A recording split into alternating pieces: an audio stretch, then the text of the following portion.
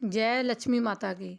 स्वागत है आप सभी का मेरे हेमा के व्रत कथा उपाय चैनल में। दर्शकों, आज की इस वीडियो में हम आपको धनतेरस की पावन एक पौराणिक कथा सुनाने वाले हैं। जब आप धनतेरस पर दीपक जलाते हैं, पूजा करते हैं, दीपदान करते हैं उस दिन, उसके बाद आप माता लक्ष्मी की पूजा करते हैं, तो आपको हमेशा ये कथा सुननी चाहिए और धनतेरस के दिन ये कथा आपको ज़रूर ही सुननी चाहिए। पूजा करते समय कुबेर भगवान इससे प्रसन्न होते हैं और धन्य धान्य भी होता है, सभी सुख आपको मिलते हैं।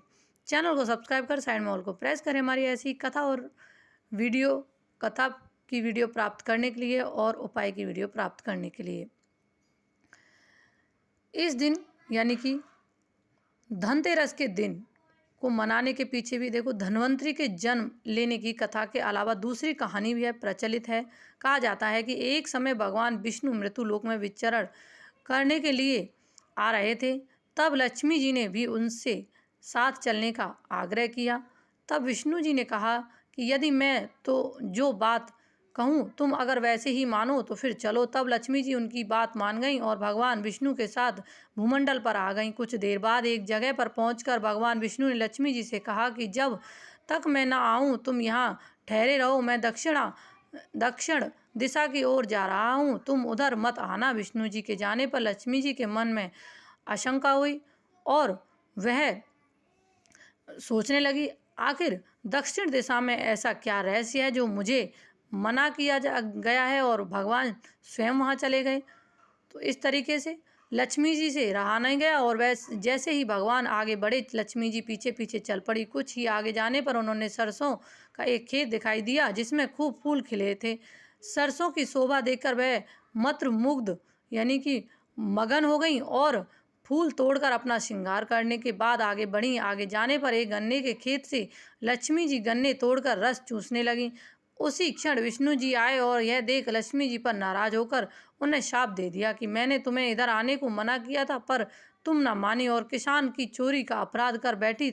अब तुम इस अपराध के जुर्म में इस किसान के 12 वर्ष तक सेवा करो। ऐसा कहकर भगवान उन्हें छोड़कर क्षीर सागर चले गए। तब लक्ष्मी जी उस गरीब किसान के घर रहने लगी। एक दिन लक्ष्मी जी ने उस किसान की पत्नी से कहा कि तुम स्नान कर पहले मेरी बनाई गई इस देवी लक्ष्मी का पूजन करो, फिर रसोई में बनाना, तब तुम जो मांगोगी मिलेगा। किसान की पत्नी ने ऐसा ही किया। पूजा के प्रभाव से और लक्ष्मी जी की कृपा से किसान का घर दूसरे ही दिन से अन्न धन रत्न स्वर्ण आदि से भर गया। लक्ष्मी जी ने किसान को धन धान्य से पूर्ण कर दिया। किसान के 12 वर्ष बड़े आनंद से कट गए।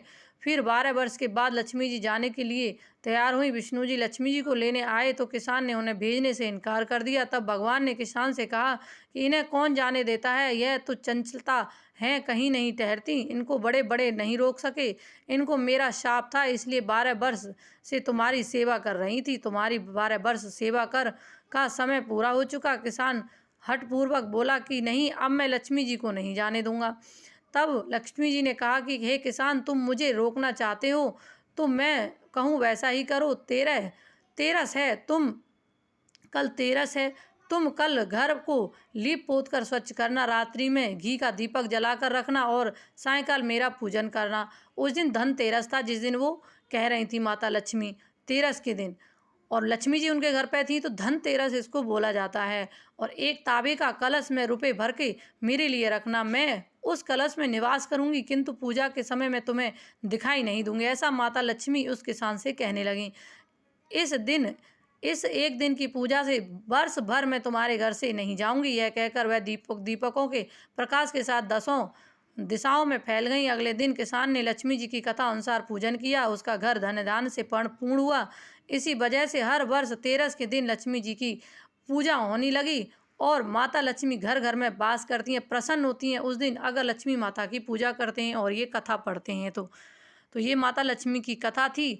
उसी दिन से धनतेरस भी मनाया जाता है और लक्ष्मी जी की पूजा भी उसी दिन से मतलब धनतेरस के दिन की जाती है। वैसे लक्ष्मी माता की पूजा रोज़ होनी चाहिए, रोज़ होती है, लेकिन उस दिन से धनतेरस के दिन ज़्यादा महत्व माना जाता है और ज़्यादा ही पूजा होती है, लक्ष्मी जी को समर्पित है उस दिन।